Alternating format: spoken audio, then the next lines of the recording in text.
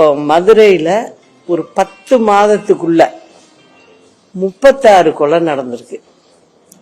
திருநெல்வேலியில பாத்தீங்கன்னா இந்த 10 மாதத்துக்குள்ள 35 கொலை நடந்திருக்கு.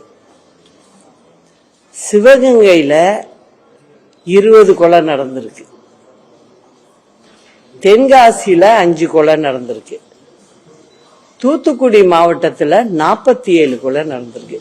இது எல்லாமே 10 மாதத்துக்குள்ள நடந்திருக்கு. அப்போ லா அண்ட் ஆர்டர் எப்படி இருக்குங்கிறத பாத்துங்க.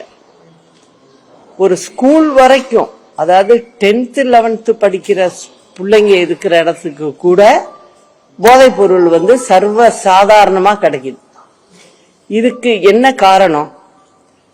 அரசாங்கத்தை நடத்துறவங்க யாரு? திமுக. அவங்களுடைய கண் அசைவு இல்லாம போதைப் பொருள் இந்த அளவுக்கு புழக்கம் வர்றதுக்கு வேலையே இல்லை.